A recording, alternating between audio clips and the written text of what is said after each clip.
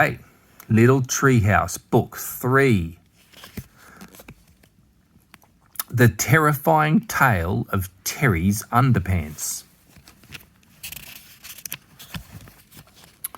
Hi, I'm Andy. I live in a treehouse with my friend Terry, and we make books together. I write the words and he draws the pictures. Hi, I'm Terry. I live in a treehouse with my friend Andy and we make books together. I draw the pictures and he writes the words. Hi, I'm Jill. I live in a house full of animals in the forest near my friends Andy and Terry. I like animals and solving problems and doing puzzles. And I'm Silky. I'm a catenary and I can fly and I'm Jill's favourite pet. Okay. If you're like most of our readers, you're probably wondering what the dumbest thing Terry has ever done is. Well, he's done a lot of dumb things, but the dumbest by far was the time he tried to wash his underpants in the shark tank. I was in the kitchen one morning when Terry came rushing in and said, Andy, we've got a problem, a big problem.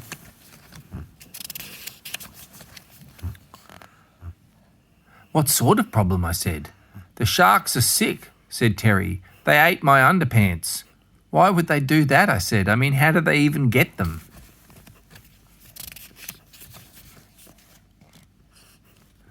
Well, said Terry, I came up with this great idea for washing my underpants. I dangled a dummy over the shark tank and the sharks, thinking it was a real person, jumped around trying to get it, which churned up the water just like a washing machine. So I put my underpants on the end of a stick and lowered them into the water, but the sharks were jumping around so much they knocked the underpants off the stick and then they ate them.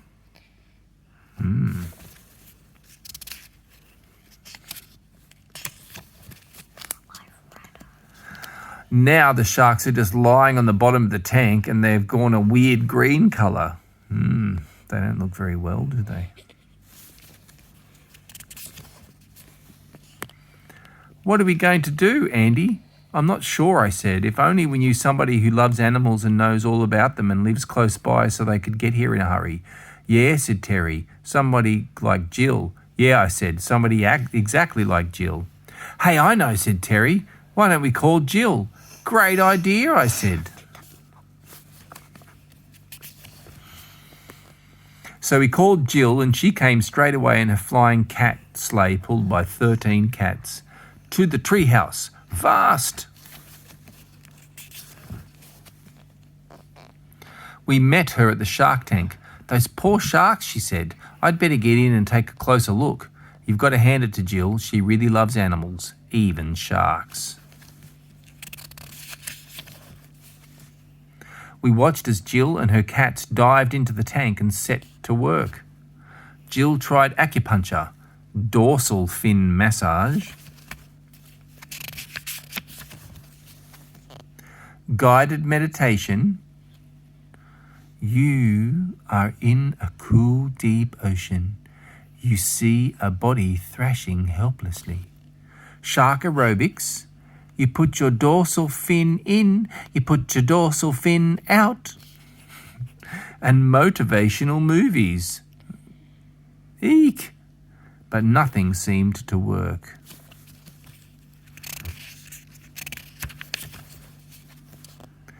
Jill came back up to the surface and said, They are the sickest sharks I've ever seen. I'm going to have to operate.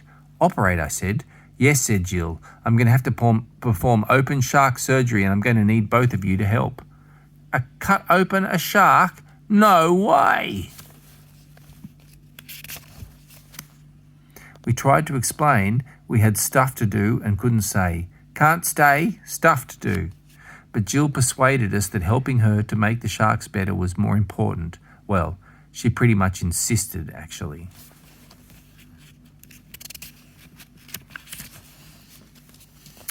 I was a bit freaked out by Jill's plan. I mean, I like animals and I think sharks are cool, but getting a tank with them, even if they were too sick to move, did not seem like a good idea. Shark inspection opening. Help me, gulp. And I could tell from the way Terry was trembling that he was having similar thoughts. No!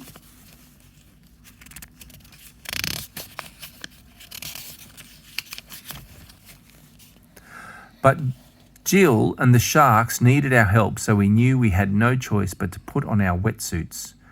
Stupid, tight wetsuit. Psh.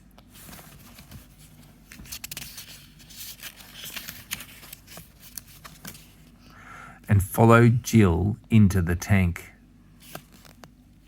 What's that saying?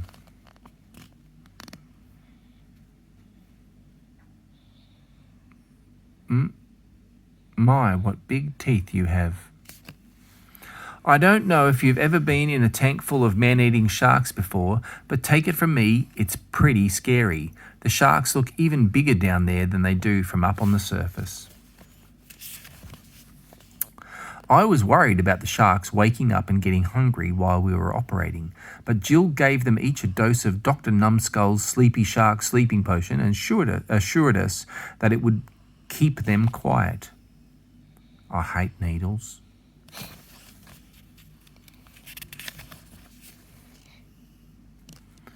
Are you ready? Said Jill. Yes, said Terry, but I'm not quite sure what to do. I've never operated on a shark before.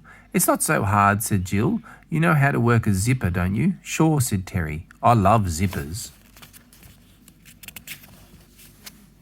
Well, said Jill, there's one about halfway down the shark's belly. Just unzip it and empty the contents.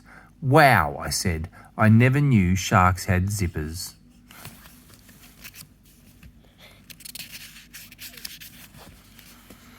I unzipped a shark and peered into its belly. As you might expect, it was full of fish.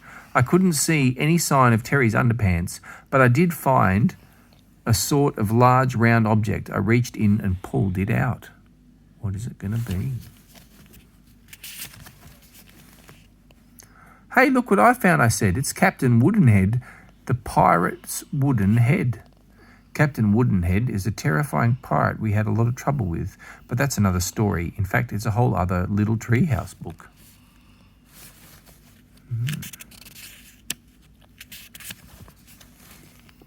Yikes, said Terry. That's creepy, said Jill. Jill was right. It was creepy. Even though the eyes were made of wood, it felt like they were looking right at you. See what I mean? Yeah.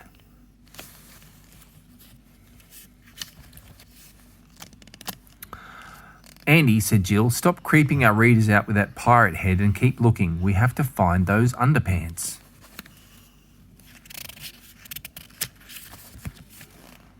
Look, said Terry, I just found a pair. And I did too, I said as I pulled them out of the shark. Ugh.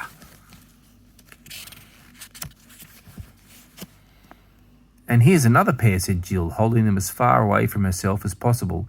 Terry, these underpants are disgusting.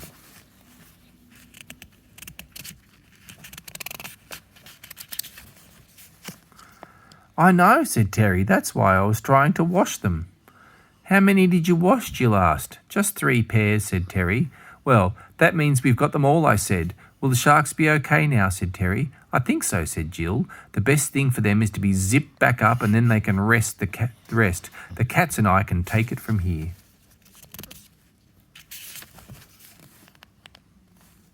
So Terry and I swam back to the surface, and it wasn't long before the sharks were all feeling much better.